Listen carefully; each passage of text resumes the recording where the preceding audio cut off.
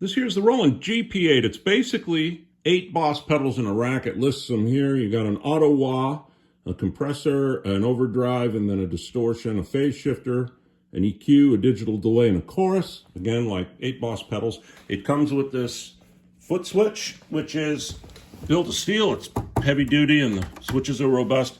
One of the things that's very snazzy about it is it comes with a 13-pin cable. It's pretty long, I don't know, 20 feet or something. And the cool thing is that when you just turn this on, that one cable down there powers the unit. So you don't have to have a separate like wall wart cable. And another thing about the foot switch is you can plug an expression pedal into it, and the pedal can do different things, control different parameters in every single patch. You can set that separately.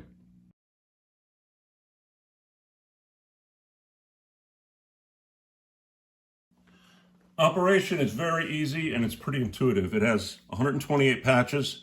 There's 64 in Group A, 64 in Group B. If you want a different group, you press that. The same button is also on the foot switch.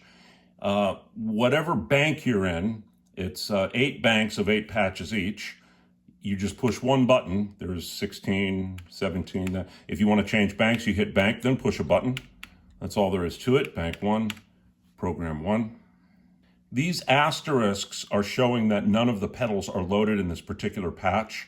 It's like just a default patch I put in. And if you load, say, the auto wah or whatever, it'll put a numeral there. To edit something, all you do is you hit edit.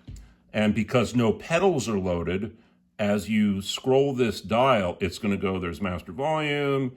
That's for a foot pedal. And it doesn't have to be a Roland EV5. Any control pedal, with a tip ring sleeve 1/4-inch plug will work. It has 2 external jacks that you can plug into things like channel switching jacks for a guitar amp, and you can have them on or off per patch. Now, if you want to put an effect in, if you hit value, these are now flashing. So let's say I put in the auto wah, the dynamic filter, and let's say a distortion. You just hit those numbers. Now it says 1 and 4. And now you go back to edit, and when you turn this, instead of going right to the master volume, here's the sensitivity of the dynamic filter. Here's the cutoff frequency. If you want to change it, you just hit value. Then back to edit.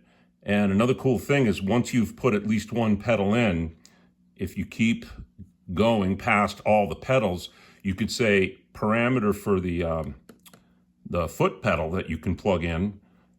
You just click value and you can go, here it is. It's the sensitivity of the auto wah, or the cutoff frequency of the auto wah, or the distortion.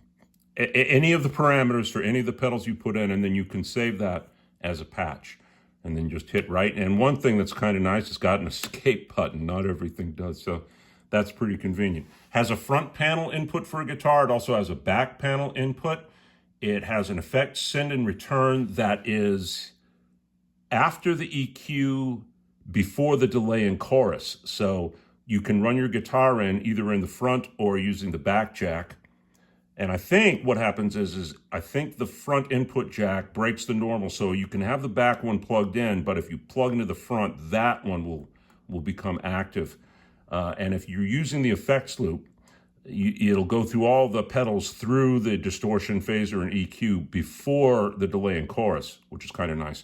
It also has a pair of, I forget, they might call them line outs. They're like recording outs that are kind of compensated, so it sounds better going straight into like a mixing board or a recording interface. It's solid, works great, and if you like Boss pedals, it's nice and it's a good deal.